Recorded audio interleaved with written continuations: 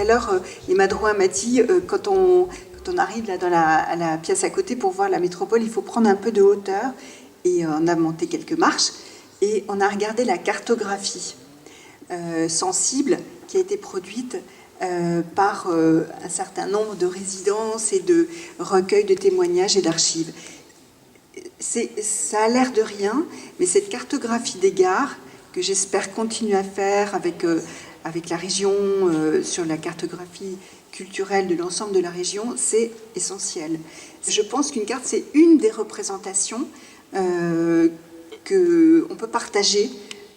avec les responsables politiques, avec les responsables culturels, à partir de laquelle on peut parler, à partir de laquelle on peut voir et à partir de laquelle on peut construire. Moi, ce que je crois, c'est que la métropole, qui va devoir définir son intérêt métropolitain pour la culture, elle n'a pas principalement pour fonction d'imaginer de nouveaux équipements. Enfin, moi je pense qu'elle n'a pas du tout d'ailleurs pour fonction d'imaginer de nouveaux équipements, mais je pense, en tout cas moi ce que j'espère contribuer à faire, c'est à mieux mettre en réseau, à mieux mettre en dialogue, à mieux faire travailler en transversalité ou en imaginant des objets nouveaux, des acteurs culturels qui sont souvent d'abord trop peu reconnus, et il s'agit donc, le Grand Paris Express sera un de ces réseaux qui permettra de rendre plus accessible, mais notre tâche à tous, élus, services de l'État, c'est de continuer à élaborer des clés d'accessibilité pour renforcer ou pour imaginer de nouveaux liens avec les populations pour lesquelles on travaille. Dans le service du ministère de la Culture pour l'Île-de-France, dont j'ai la responsabilité, on essaye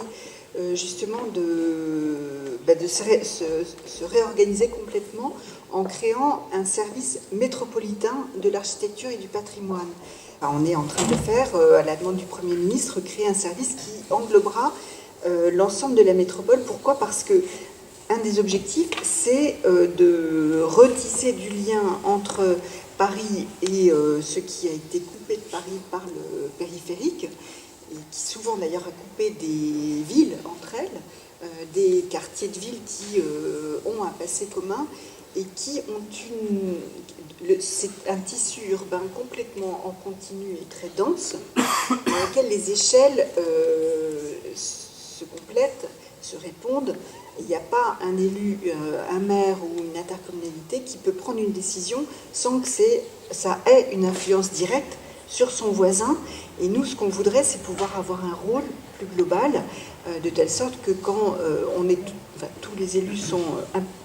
impliqués dans des processus de densification de leur habitat, qui peut passer par la construction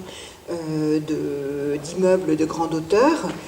Tous les jours, on a cette question qui se pose à juste titre. Et comment on fait pour, d'une manière intelligente,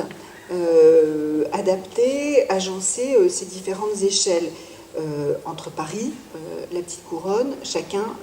des territoires qui composent cette métropole. Il faudrait faire de la métropole un enjeu démocratique,